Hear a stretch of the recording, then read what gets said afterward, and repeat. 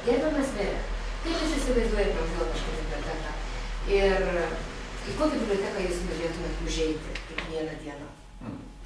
Aišku, biblioteka pirmiausia, kaip ir kiekviena švietimo ar kultūros įstaiga, turi būti jauki.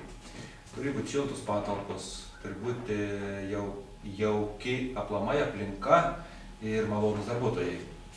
Nes ar tai kaimo biblioteka būtų, ar tai kaip ir Telšių miesto, iš tikrųjų didelis srautas žmonių vis tiek apsilanko šitose, sakykime, viešuose vietose, tai yra bibliotekose, kultūros įstaiga, vien tam žodis kultūra, ką reiškia kultūros įstaiga, tai iš tikrųjų, bet aš noriu akcentuoti, kad vis dėlto turi būti aišku ir platus asortimentas knygų, turi būti jauki skaitykla,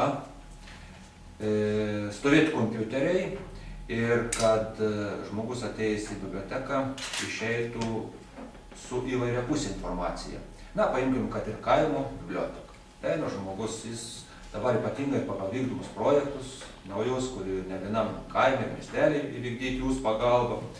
Tai žmonės iš tikrųjų patenkinti yra nauji kompiuteriai, jis gali sumokėti mokesčius, gali pasižiūrėti, kas pasaulyje dedasi, nes ne visi turi galimybę sekti laikraščius. Tai šitoj vietoje iš tikrųjų kaip informacijos skleidėja biblioteka. Bet aišku, aš manau, kad aš taip gyvenimo optimistas esu, kad ekonominė situacija vis dėlto gerės, kad ir turi būti ir tų knygų, kai kuriuose vietose apsilankiusi dar randama tokių knygų, kurių jau galbūt nieks neapskaitytų. Bet aš manau, kad jūsų dėka, jūsų organizuotumo, tos knygos yra atnaujinamos ir iš tikrųjų žmonės ateina, randa tokią knygą, kur jam įdomu yra skaityti.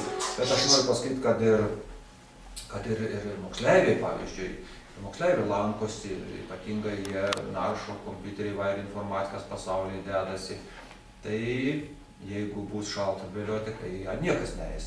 Aš čia galėčiau, nežinau, kiek aš čia laikų gal šnekėti, aš galėčiau jums iš gyvenimiškos patirties visokių anekdotiškų situacijų papasakoti, kas buvo prieš 10 metų, kai aš lankydavau bibliotekose, šaltos bibliotekos, tai iš tikrųjų, kas ten eis biblioteko. Dabar mes iš tikrųjų, kada nyko mokyklos kaimuose, puikiai žinai, kad į normalias šiltas patalpas įkėlėm ir biblioteką, ir medicinos punktas, ir bendruomenės namai, ir ta pati mokyklėlė išliko. Tai šitoj vietoj dar kartą noriu pasakyti, turi būti šiltos, jaukios patalpos ir besišypsantis darbuotojas.